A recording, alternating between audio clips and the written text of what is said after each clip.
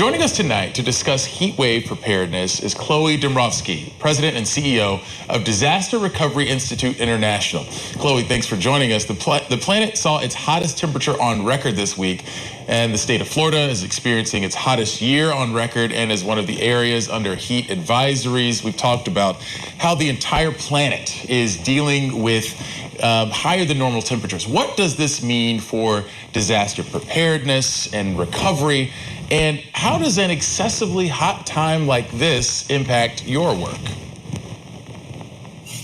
Thanks for having me, Christian. So it is very, very hot out there. 2016 was the hottest year on record. That was the last time we were in El Nino. Now we're entering an El Nino period again. And so the World Meteorological Organization is stating that there's a 66% chance that we will have the hottest, that we will temporarily exceed the 1.5 degrees Celsius target of the Paris Climate Accord temporarily for a year. So it's not good. And we're going to have this heat around. And so when you're thinking about preparing for disasters, which is what our organization does to help organizations around the world prepare for all kinds of disasters, it's not just heat.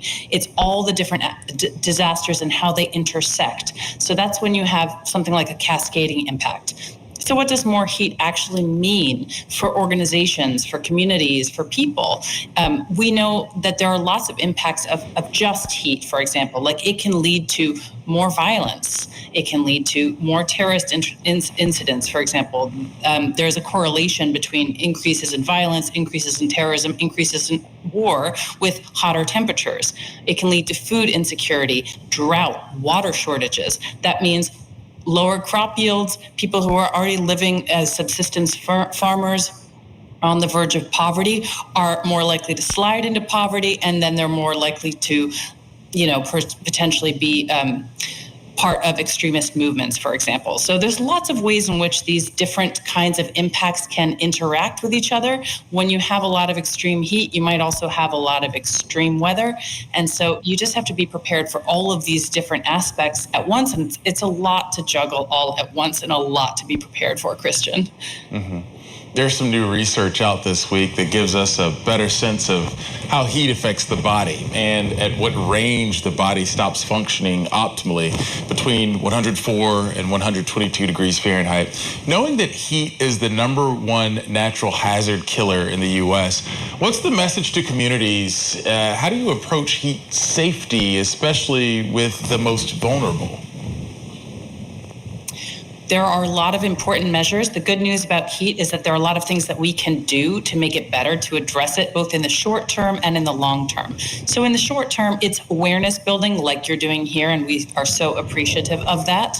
It's about getting people to understand, what are the signs of heat stroke, of heat exhaustion, when they really need to stop working and cool down, for example. It's about cities having access to cooling centers, places where they can go and cool off a little bit, even if they don't have access to cooling systems, air conditioners in their homes. They might be able to get to a library, a community center, even a mall can be a cooling center, just somewhere where people can get cool.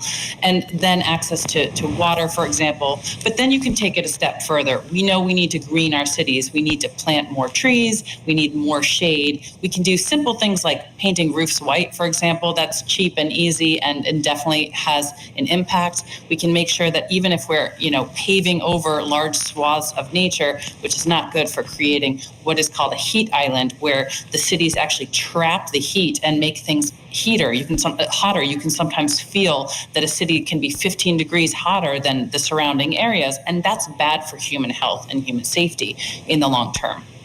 So then what you have to be careful about is like relying too much on air conditioning, because of course that adds to the problem because we require lots of power to power those air conditioners. So it's all about balance.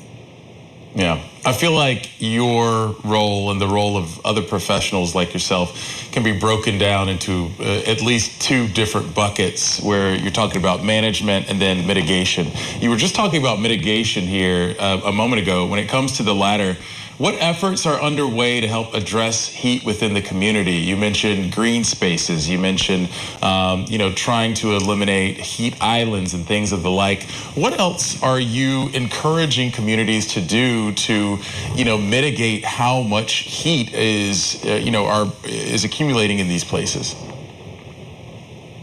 There are a lot of exciting developments happening in this area. One is about identifying that heat is this kind of silent killer. It's not so obvious to measure because if someone comes in for a heart attack, they're recorded as a heart attack death, not as a heat death, right? So bringing more awareness to the problem, looking at the correlations with heat waves is really important, naming heat waves, for example, and then figuring out ways, where are the areas in our communities that we can make the biggest difference. Often those are places that are more marginalized or more vulnerable communities because they've typically been neglected. So even within cities which are heat islands already, those communities are often even hotter. So focusing our efforts in those areas can help cool everything and can deal with helping protect those who are most vulnerable. Then it's also about engaging the community, right? If you have a strong knit community, you have neighbors who can check on neighbors. You'll have fewer elderly people living alone. And those are typically the people who are most vulnerable in these types of situations. So it really is about people, it's about communities coming together, and it's making sure that we prepare as best we can all together. Chloe Demrovsky, thank you so much for the insight. My pleasure, Christian.